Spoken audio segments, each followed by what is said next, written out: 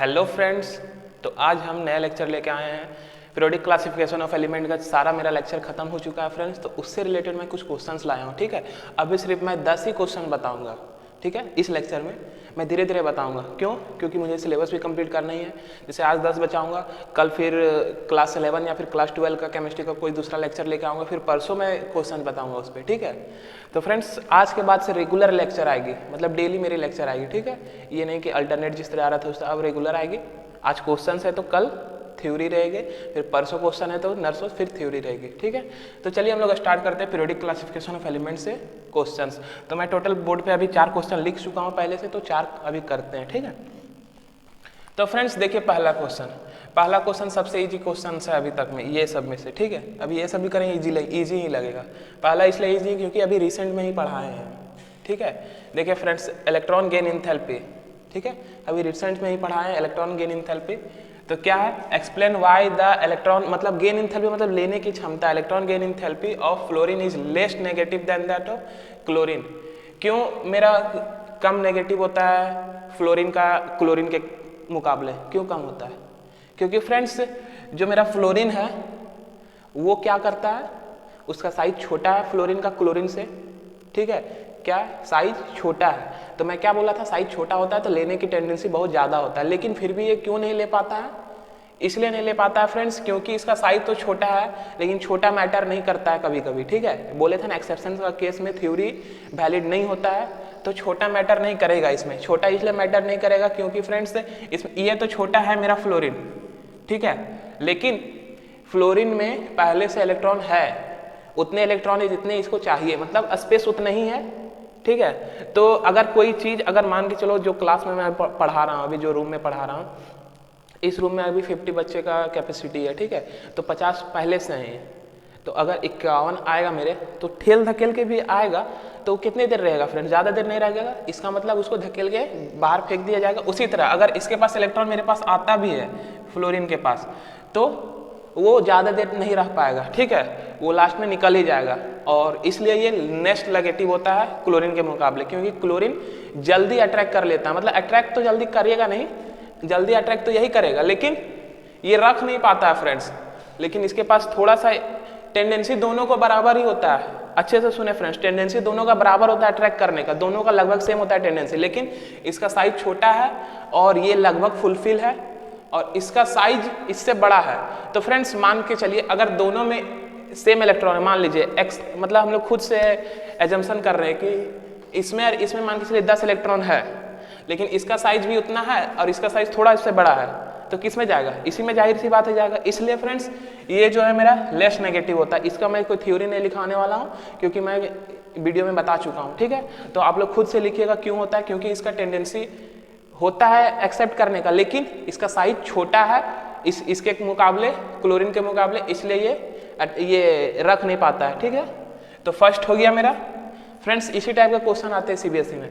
अभी जो ये 3 है और 4 है, ये जेईई मेंस का क्वेश्चन है। ठीक है फ्रेंड्स, आप लोगों को लग रहा होगा कि थोड़ा मुश्किल है, लेकिन कुछ नहीं है फ्रेंड्स, बहुत इजी है। जो मैं बताया बस उसी को पढ़िए आप लोग।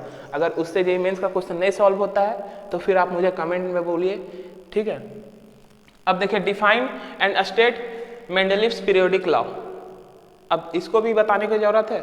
नहीं फ्रेंड्स, देखिए 2, 3, 4 है, मेंडलीव है, डॉबरेनर्स है, ठीक है, न्यूलैंड ऑफ ऑक्टेव है। ये सब फ्रेंड्स मुंह पे याद रहना चाहिए आप लोग को। जैसे एग्जाम में आया क्वेश्चन वैसे आंसर निकलना चाहिए, या फिर कोई पूछ दिया टीचर खड़ा करके तो वैसे, क्योंकि ये सब इंपॉर्टेंट है फ्रेंड्स। ठीक है, पीरियोडिक टेबल जो बना है तो इन्हीं लोग से ना, नींव मतलब जो मेरा नींव बना है तो इन्हीं लोग से बना है ना, तभी मेरा पीरियोडिक टेबल निर्माण हुआ। तो ये सब हमको याद रखना है। जैसे कि यूपीएससी में हिस्ट्री, सिविक्स, पॉलिटिकल साइंस, ये सब नींव होता है उसके लिए। मतलब आप लोगों को कंठस्थ याद रखना पड़ेगा कि मतलब अकबर कब आया था, अकबर आया कब था, तो किस किस से लड़ा, कितने साल तक शासन किया, क्या क्या बना के गया, सब याद रखना पड़ेगा। उसी तरह आप लोग को ये नींव है पीरियोडिक क्लासिफिकेशन ऑफ लॉ का, तो आप लोग को सारा याद रखना पड़ेगा। ठीक है, तो अब चलिए क्वेश्चन नंबर 3 देखते हैं। Which one of the following set of ion represent the collection of iso electronic species. ये भी बताने का जरूरत नहीं है, लेकिन मैं बताऊंगा क्योंकि जेईई मेंस का है, ठीक है।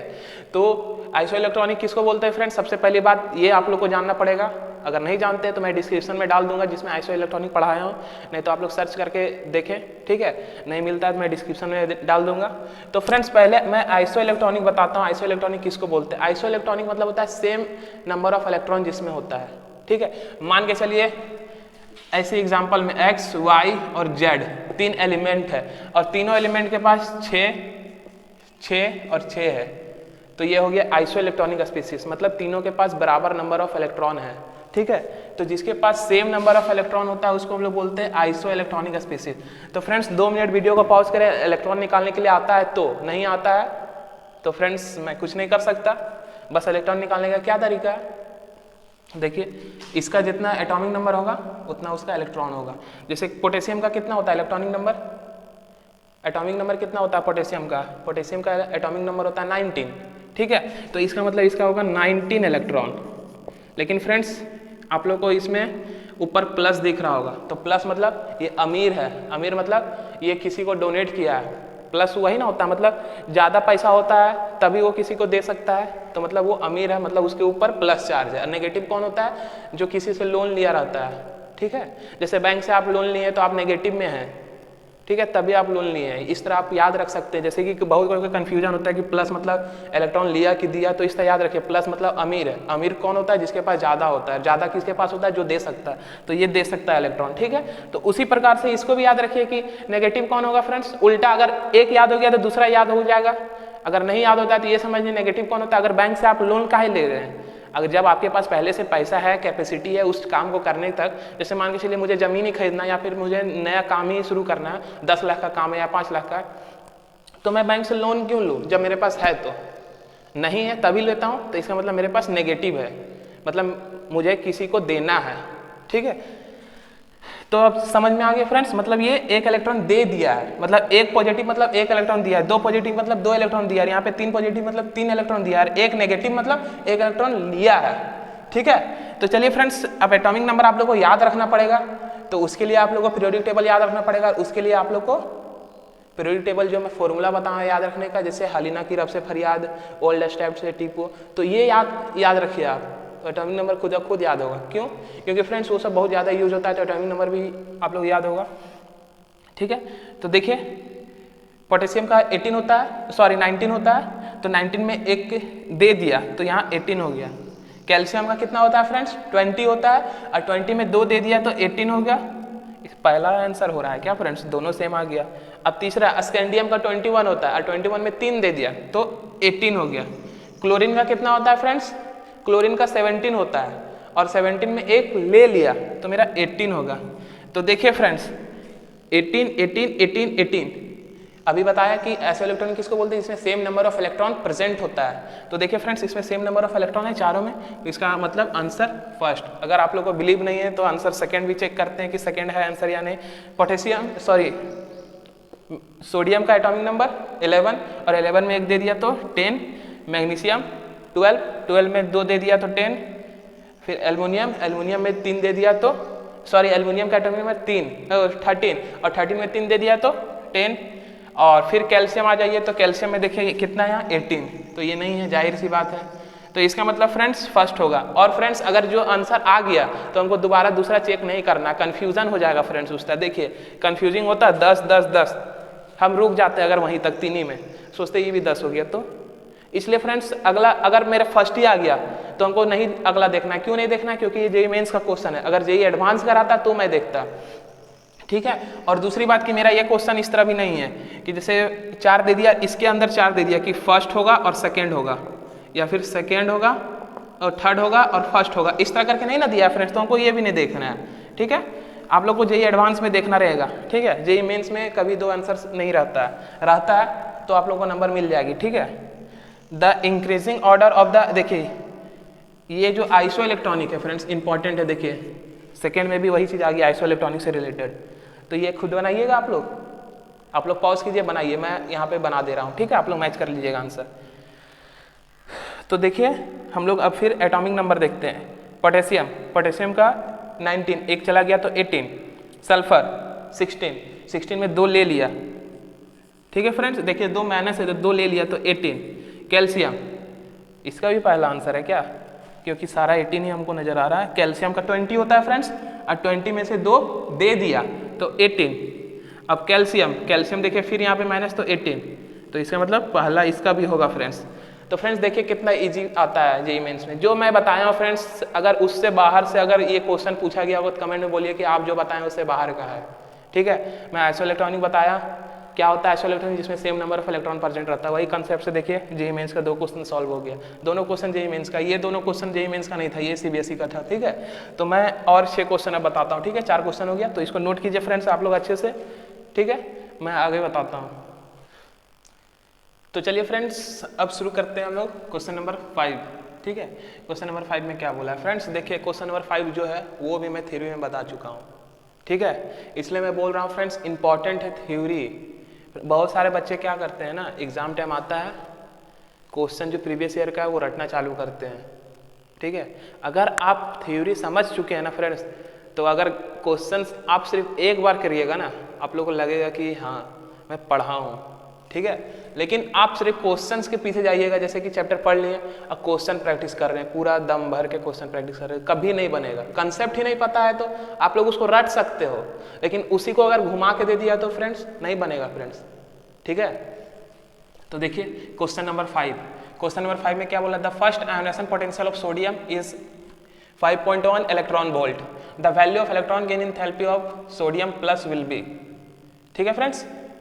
तो इसमें कुछ नहीं करना है, मैं बताया था ना कि जो होता है मेरा आयोनाइजेशन एंथैल्पी या ionization potential negative of enthalpy, है ना। तो मतलब मेरा कितना दिया, 5.1 इलेक्ट्रॉन वोल्ट दिया हुआ है, तो इसका आंसर सीधी सी हो जाएगा मेरा माइनस 5.1 इलेक्ट्रॉन वोल्ट।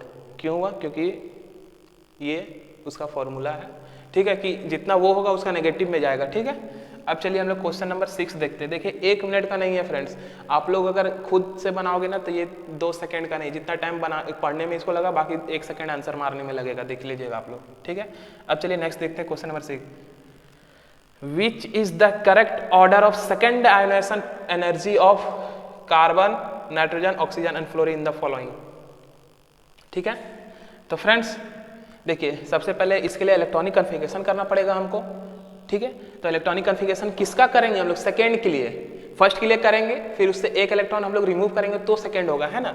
ये नहीं आप लोग को करना है फ्रेंड्स कि यहाँ पे आयोनाइजेशन पोटेंशियल या आयोनाइजेशन एनर्जी पूछ दिया ना, और वहाँ पे आप लोग सेकेंड पढ़े और फिर भी रिमूव मत कर देना सेकेंड को। सेकेंड मतलब होता है 1 इलेक्ट्रॉन को रिमूव करके हमको आंसर लिखना है, ये नहीं कि जो इलेक्ट्रॉनिक कन्फिगरेशन लिखें उसी का आंसर लिखना है। तो हम लोग देखते हैं फ्रेंड्स कार्बन के लिए इलेक्ट्रॉनिक कन्फिगरेशन करते हैं यहाँ पे, ठीक है।